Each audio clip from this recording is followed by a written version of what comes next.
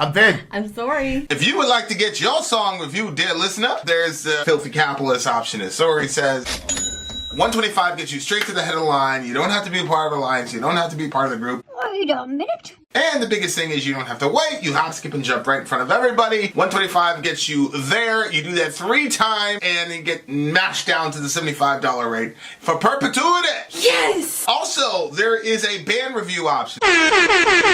So if you've got a band and you're trying to get your band some exposure, hit me up at villageXchange@gmail.com, and I'll show you the details about how to pull that off. You can also jump on Patreon, and there is a option on the tiers to be able to get your band reviewed. Obviously, we can't lie to you, so we can't guarantee a positive review. Get what you get. It's just rubbish. Rubbish. Rubbish. That's British for garbage. My favorite is the community option. $1 at the gate gets you in at Patreon. You get to join an alliance. The alliance joins their points together, and that helps determine what songs that we do. The alliances hang out on Discord. Message me on Patreon to get the link. And they do all kinds of other cool things. They do Minecraft, Dungeons and Dragons. Yeah. It's really a community within the community. Anybody can go on the Village, Facebook.com/Vin and Sori. There's 160,000+ people on the channel. What's cool about the Discord is that it offers a real opportunity for community connection, friendship, that type of thing. And it's on Discord, so if you're not a Facebook person, it's for you. You start off at $1. Right. Plus you get exclusives. Sori and I are working on a song.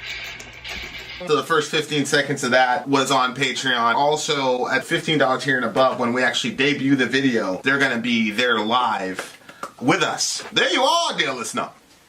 Buy merch. Buy merch indeed. The child shall lead them. Lead them. My girl left me. So it is no longer the Vin and Sori show. It is now the Vin show. No. Oh. I have arrived. Oh, look, she has arrived. She's returned. I thought it was over. No. I'll give it another go. All right. There's Amy. Shout out to Amy. Take it. She should have been there at the thingamajig. Okay. The name of this song is The Ocean by Bathyalpelagic. I think is the name of the band. Did you decide what you're doing? Here's the... Go ahead, dude. This is from the Epic Underground. Yes, this was the EU's winner of the Cross Alliance Music in the Arts Tournament. The Oceans... Say that again. Bathyalpelagic. Bathyalpelagic. I'm going to go with Bathyalpelagic. Is inspired by the 1979 science fiction movie Stalker. This movie involves a mystical room which supposedly fulfills the greatest desires of anyone who enters it. However, you cannot choose which desire the room fulfills. Instead, the room will fulfill the wish your subconscious wants most. That's so creepy and interesting. Note that this... it was 1979. Note that this album, Pelagial, is a concept album that covers a journey from the surface down to the murky depths of the deep blue sea, doubling as a metaphorical journey into the depths of the human psyche. Yikes. The name refers to the pelagic zone, which is also the ocean which is all of the ocean other than the coast and the sea floor. This is divided further into subzones, including the can you say that, please? Bathyalpelagic or Midnight Zone, for which this song is named. This subzone is from 1,000 to 4,000 meters in depth and is at the point where there is no light left whatsoever. P.S. The band broke this song into 3 parts, so it's technically 3 songs. We strongly recommend that you listen to all 3 as a single song. However, if you decide you cannot do all 3, then please listen to the first of the 3 for the reaction. The Ocean is the band. The Ocean is the band. Now, Archero has been an OG team leader who's done a lot of stuff. Yeah. So we're going to listen to the entire thing. This, dear listener, does not obligate us to do the same for you. We love you, but you're not Archero. Right. And plus, honestly, our Alliance folks have been with us since day one. Right. So, right. It's Seriously. one song. It's 12 minutes. Sit back, relax it. Please don't spoil the beauty of the moment by sending us a nasty email or something like that. Okay? Having said that, dear listener, the moment has boy. arrived. The time. The band is named The Ocean. Actually, that's the name of the band. Is The Ocean. It's. Okay. You know what we should do? Bathyalpelagic or whatever We is should the other just one. start an email that's Vin and Sori comments and complaints, and tell everybody send them there. I have a folder for that. Do you really? Yeah, I set up a rule in my Gmail folder for that. Stop! Yeah. You did. Yeah. It's a very Interesting. complex folder. It's called Delete. Oh! Just right click. I start reading them and I'm like, oh, I forward to you. I'll let Vinny take that Well, one. unless they're our friends, like, because our friends are going to have like really insightful, constructive. You know what I'm saying? They're going to criticize you. But Yeah. it's going to be constructive. It's not Yeah. just meh. Yeah. And plus, I mean, I don't care. Archero, he's done so many things, and these alliances Yeah. have done so many things. Like they're like. And they have the patience of Job. Wait, Pretty that's much not a compliment. pretty much anything that they want in these types of situations, I'm just going to say, well, just look the other way. But not for you, dear listener. All right, let's go. The Ocean. Let's go. I'm like the worst salesman. Literally, on the planet. honest to goodness, you really, really are. If you ain't down with Costa Nostra, fuck you, full price. It's just horrible. All right, here we go, guys. The Ocean is the name of the band, and I am Vincent, the worst salesman of all time. Let's go.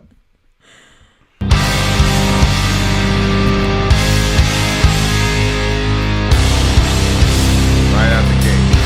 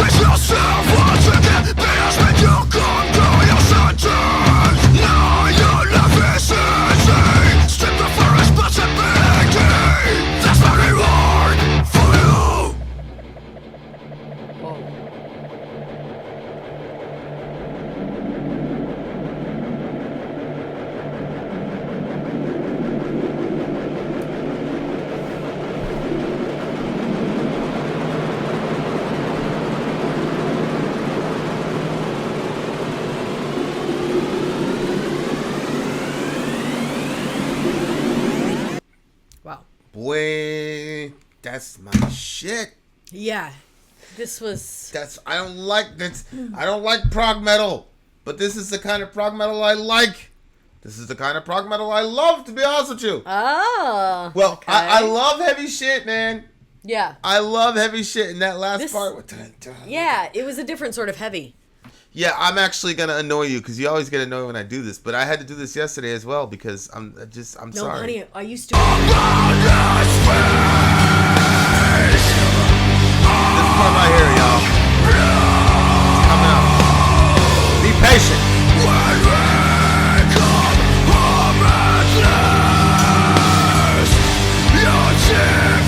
It's coming. There it goes. There it goes.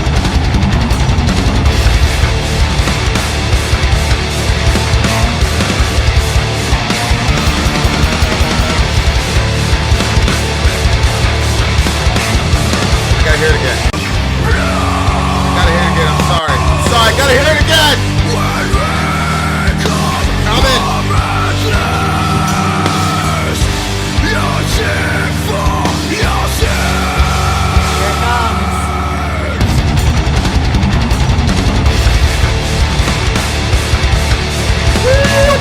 What?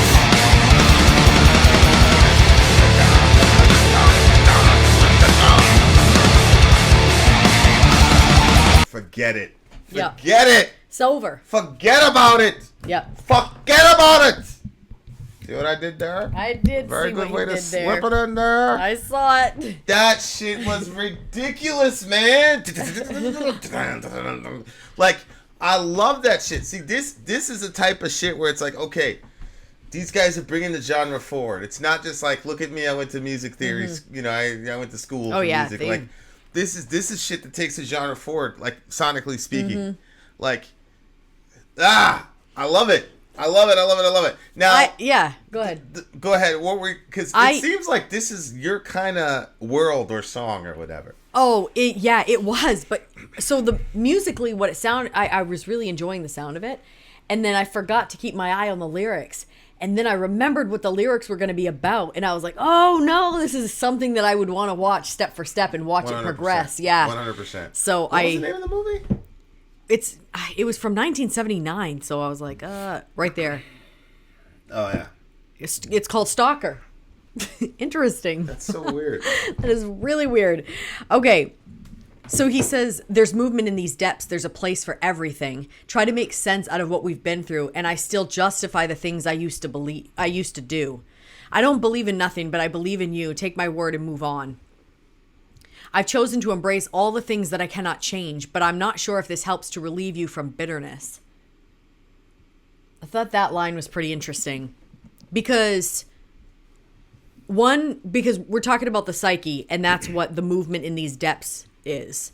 And then he says that there's a place for everything, and it does seem like everything that kind of comes in finds some place to hang out, like inside your psyche, and it's either going to get put in a dominant location, or it's going to get stuffed in the back into the subconscious. Which they touched on in the movie, which was like a pretty crazy idea. You go in there thinking that your desires are going to get fulfilled, but then it's actually the desires of your subconscious, which you maybe intentionally don't make yourself aware of.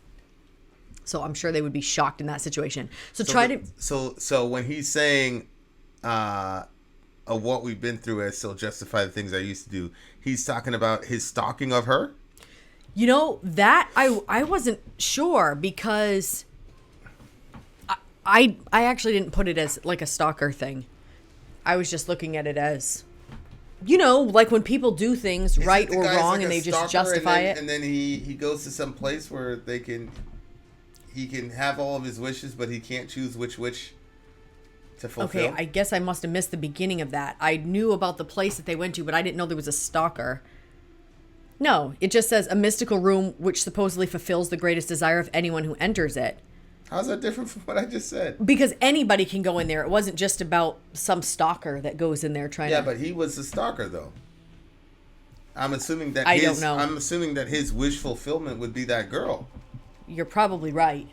Yeah, you're probably right. But the thing says, what now? You can't control the You effect? can't choose which desire the room fulfills. Instead, the room will fulfill the wish your subconscious wants the most. See, that's something that's scary to you and not to me, huh? Yeah. Yeah. Because I've done a lot of work of trying to meld those two together. Oh, mine are so separated. Like I don't accept that that's the way that we should be. Like that we should have this like second self or secret self. It's like hiding, and then you have this other self that's projecting. That's not real. Like, you know what I'm saying? Like, so I try my best to try to like bring those two together as much as I possibly can. Which is why sometimes I think it gets interpreted as me saying a hurtful thing or something like that, when it's more like I know this about myself. You know what I'm saying? And I'm trying to be true to that, to the deepest version of myself. The subconscious conscious thing to me is, it's fascinating, but it's also I get very confused as to why people accept that as like a fact of reality. Like, is that something that you're like, oh, it's a fact of reality? You're gonna have a conscious and a subconscious mind. Or do you ever think about harmonizing the two? No, I've always thought that those were just going to be separated. But, Yeah. Recently I've thought of it. But to be honest with you, I know that the Bible says that we're all sinners and our feet are quick to shed blood and all of that. But the idea of coming to terms with who I am or what I'm capable of is absolutely terrifying to me.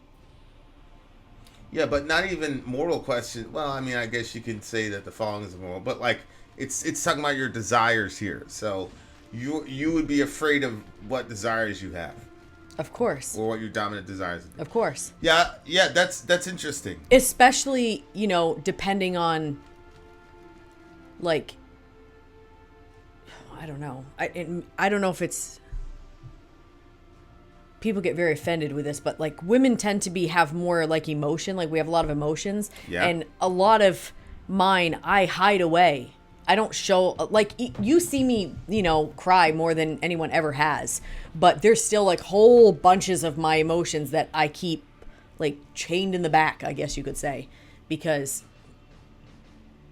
Yeah. It's interesting because I don't think I would be afraid if the room is okay. You're getting your subconscious desires. Like that wouldn't. Yeah, 'Cause what, a bunch of stacks of books that appear. Well, no, I don't think a stack of books Yay. would appear. I think things that you consider bad would appear, but I've reconciled that to myself. You know what I'm saying? Like I think there's a lot of good in embracing your shadow without having to go through the machinations of going into this room, where, and then it's like, well, why do I want one of the things? Do the people know that they cannot control the outcome of the room? That it's based on their most... No, they don't know. You know what I'm saying? Yeah, they don't know. I don't believe that they know. I think that was part of the shock of the whole thing. Yeah, like... But go ahead. I don't think about... Because if I ever think of like kind of putting them together, I'm not a fan of that. I don't know if other people are... I think it's because I've done very bad things. Like, I've done like a lot of irreversible things. So it's like, okay, well, like, what are you gonna do? I feel like there's nothing that my subconscious is gonna tell me that I want to do than what I have actually done in real life. Yeah, And it's not normal. That kind of like poses like a weird question. You understand the life. I mean, it's not normal shit. Yeah, I mean, it kind of poses like a weird question because.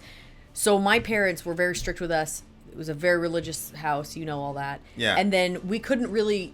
So if there was something that you wanted to do that was not good, you couldn't really do it. Like, not that we never did anything wrong, because we absolutely did. But there was a whole bunch of other things that would have been probably considered normal teenage things that we didn't do, where in your world, if there was something you wanted to do, you just said, well, I'm going to do it, right? I mean... It depends. What are you talking about? I mean, are there a lot of things that you wanted to do in your life that you just didn't do because they were morally wrong? Yeah. A lot of things? A lot of things, yeah. Oh, wow. I mean, I always hear about the other things that you did do, and, a lot of those would be like... I go out of my way to embrace my shadow, the darkness. You know what I'm saying? So I go out of my way to talk about it constantly and air it out constantly. I mean, as much as I'm able to, without whatever. But I make a habit of that. I make it, and I've been going through this drill since I was like 11 years old. I look in the mirror and say, you did, XYZ thing. And I just look at myself and I say, you did that. But it wasn't like a condemnatory thing. It's like, okay, this is part of your... Like, I'm working with one of the kids right now about myopia, like just having a small angle view of the world and the exigencies that they're going to come into your life if you're just a in the moment thinker instead of being able to operate with the future in mind. And I just said to him, I said, look, I'm not condemning you for that. I'm just telling you that if you know that about yourself, then you'll be protected from getting duped by somebody who can control that. Yeah. And can control you that way. Yeah. So, but he's not interpreting it that way. You know what I'm saying? Like, he's not interpreting that way. He's kind of interpreting it like, you know what I'm saying? Oh, yeah. Yeah. So, it's I don't know if it's something where the shit I was into was just so extreme and so foreign to who I am as a person at the conscious level. Whereas, which is why I make such a big deal about nonviolence and things of that nature. Because, I've been, so yeah, I don't know. I haven't really figured that out, but I do think, like, if you're in the unfortunate situation of being in situations where you've done things where there's no point of return, then you kind of have to decide what you're gonna do. You're either gonna quit or you're gonna move forward. Whereas I guess if you've lived the way that you've lived pretty much most of your life, then it'd be harder to accept negative things, I guess. Yeah, I think too that if you have a separation between who you are by your actions, if you let your actions define you, or if you let your internal dialogue and the things that you think about or your desires be who you are. And so if you have both of those as two separate people and you've only ever really looked at the one that, like, the actions were put out in the world and people could react to those, then the subconscious can become a very scary place. It's like untapped, you know what I mean? And it's not discussed, and it's, it can be a... And that's why he says, how much control do we have over what we wish for? I know, and then that went into yesterday's conversation that we were listening to this morning. Compatibilism versus libertarianism. Yeah. Right? Right. Yeah, because that's a very smart question. Because a wish comes from an unfulfilled desire, right? But from whence came that desire? As I said yesterday, I'm a righteous... I was born righteous, so God made me non-amenable to mayonnaise, the abomination that is mayonnaise. Like, I cannot try to like mayonnaise, and I did not try to dislike mayonnaise. I'm just a godly person, and so I had no choice but to dislike mayonnaise. So and I did not choose to like pizza, and that has massive implications theologically for the LGBT conversation, for example. Oh, it does, yeah. Where John Piper excuses Jonathan Edwards and his slave-owning ass by saying that he had a blind spot in his theology and a blank spot in his sanctification. It's like, oh, I don't have a problem with that. I will take your nasty ass Puritan slaveholder for all my LGBT friends. I'm good. Right. Because there's no way you can now when you put it like that, it's like, well, okay. There's no way you can condemn my LGBT folks who are striving to follow Jesus best they can. I'll just say they have a blank spot too, Piper. Yeah, so, exactly. So we'll go you there. Could use that. But that's a crazy thing. Like, I taught a Bible study one day, and I said, like, I believe the vast majority of people who are gay were born gay and knew they were gay for a very early age. I believe that. Yeah. Now, how that came to be is a separate discussion. But you wouldn't believe, like, people are like, whoa, we can't say gay people are born that way. Because they're already setting up, we've got to condemn these motherfuckers, so we can't say they were born that way, which of course makes no sense from a biblical standpoint, but we'll go with it. But we don't, you know, you're an unbelievably beautiful woman. Any straight dude, like, you know, I'm not even gonna get into it, but like, you don't have a choice. I remember one time, I was in a Bible study, and you came out of the shower, but I mean, you were fully clothed and everything. I was like, but you said it so weird. Yeah, we weren't together at the time, but we came out of the shower, and your hair was fully dressed. My hair was your just hair wet. looks so amazing when it's wet, though, especially when you come out of the shower. It's like you look like a fucking star. It's unbelievable. And I saw homeboy was looking at you, and I was like, I was quoting Muhammad to him. I was like, lower your eyes, bitch. I didn't say that to him because I know this guy beats the hell out of himself for his lust issues. So I had forgotten that little interaction. Like, he can't control that. He didn't look at you and say, "Oh, I'm going to be attracted to Sori today." He didn't say that. He had no choice. He had no choice. He had no choice. You see what I'm saying? Like, his mind went there. I mean, I felt bad for the homie, like, because I had forgotten what I saw in that little interaction. So he texted me. He's like, "Hey, man, you got to pray for me, blah, blah, blah. You know, I got lust issues." And I said, "Yeah, I mean, you know, look, man, when girls at work are trying to get at you, because I'm projecting my situation, his situation, those girls try to get at you, just remember X, Y, Z." He's like, "Nah, man, it's not them." And then I kind of did like a ... thing, because it's kind of awkward, you know? Yeah. Like, all the dudes at 90% of dudes at some point would come to me either to ask for your hand or to tell me, how do we strategize? Because I've got these issues with, you know, dudes are dreaming about you and shit. Like, they don't control that. They don't control that. Well, I think that it's not like, oh, you cannot control that. I think that what you do with your mind throughout the day sets the groundwork for what you can and can't control as far as desires go, or thoughts that just kind of come up. I think that's crazy. I don't think so, because you know, we've known people that, because they obsessed about pornography, then they see, you know, a piston moving in a car, and then that's all they're thinking about. You've set the groundwork for that. Okay, I'll give you that. But that's not the same thing as a massively beautiful woman just coming out of the shower. It's not the same thing. Because 9.5 guys out of 10, gay or straight, are gonna say you look incredibly beautiful and seductive in that fall. God, and you babe. you know, with you were so naive, you didn't understand, so you just came out with your, you know, looking all crazy and sexy and shit, and you know, you didn't do anything wrong, but like, those boys, I felt uncomfortable. They didn't have any control of that, bro. I felt uncomfortable when I came out. They had no control of that whatsoever. So you can't really control what you wish for. And then the question becomes, well, then why do I wish for what I wish for then, if I don't have any control over it?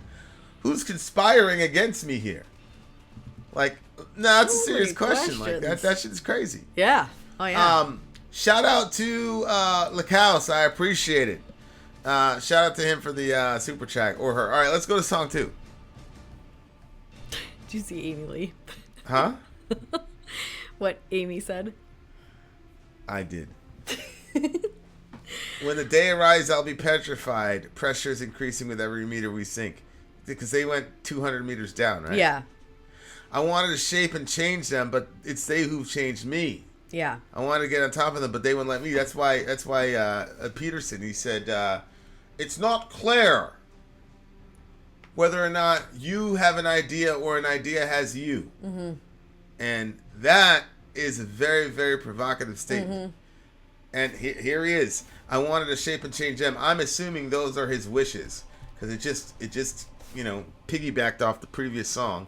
And he's dealing with you know, it's kind of like the whole King Midas thing, where he's like, I want to have a golden touch, and then it ruined his entire life. Right. Pretty sure that's how his daughter died.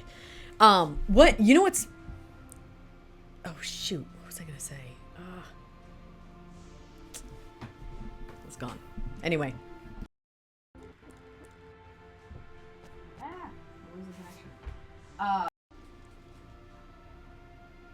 I wanted to shape and change them, but they've changed me. Yeah, I can't remember what I was going to go with that. Go ahead, you can go.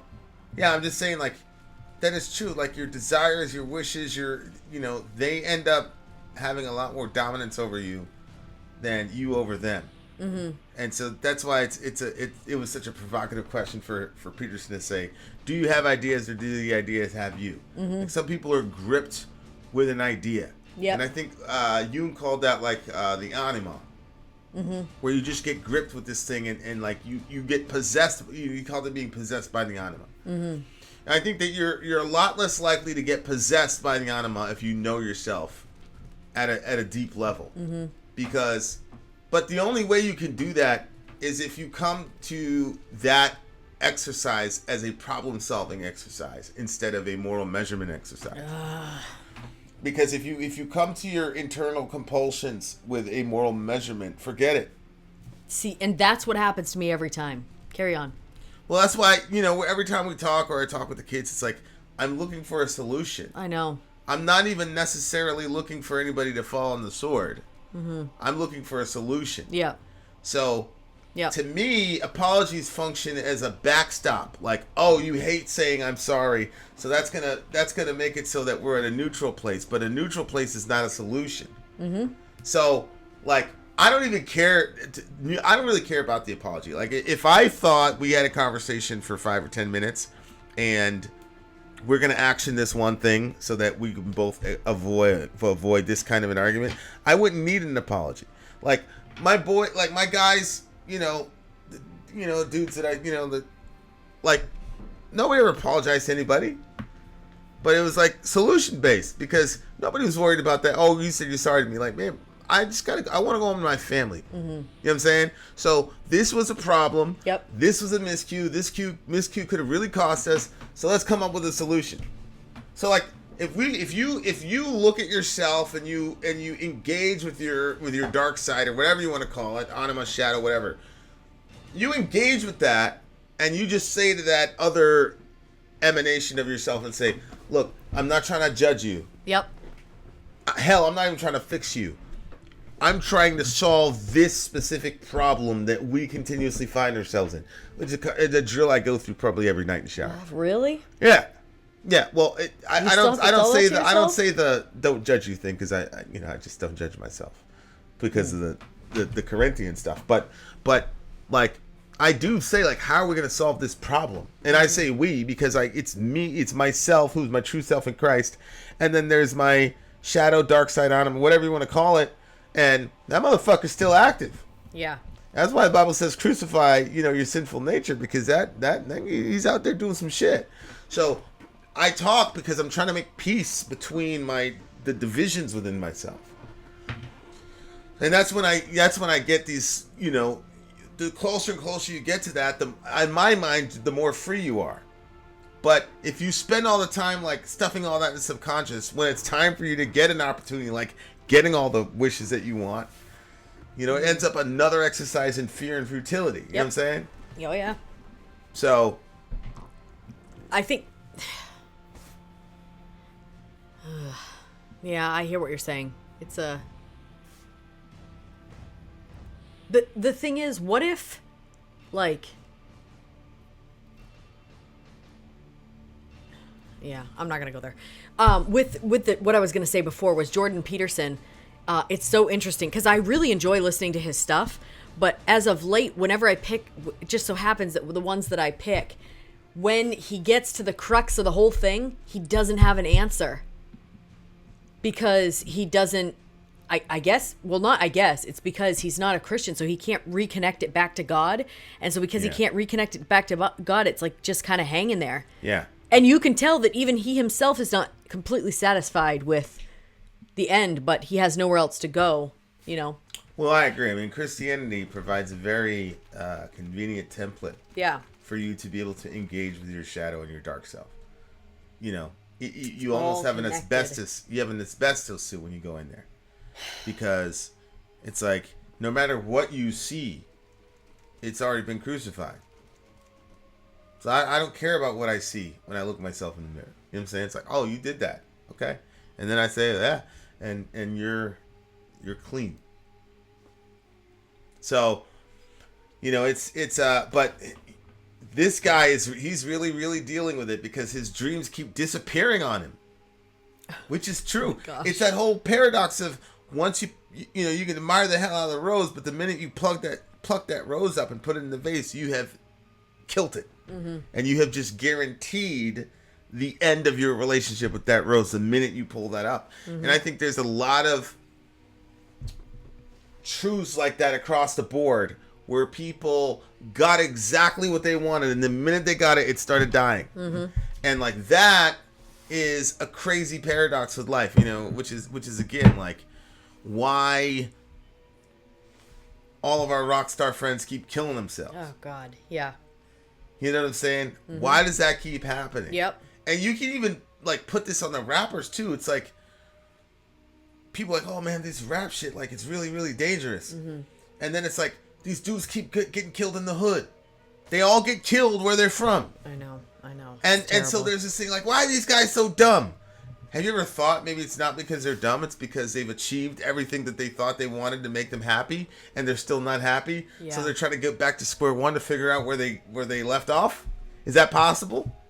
But what ends up happening is, because of circumstances, they end up getting got. I get it. Yeah. But even when you see the rappers, they keep putting themselves in these bad situations, self-sabotaging, whatever you want to call it. Wow. I feel like it's all the same thing. Like, you get that wish, man. You get that thing, and it's not strong enough to bear the weight of your soul. So, I really, really love this song. I love this band. What'd you give it? It's probably a 9.85 for me. Holy smokes! I had 9.85 myself For as real? well.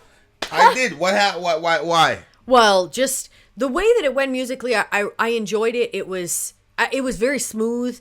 Also, the topic I think is really good and meaningful, and actually something that I'm going to probably read through later on and think more on. Yeah.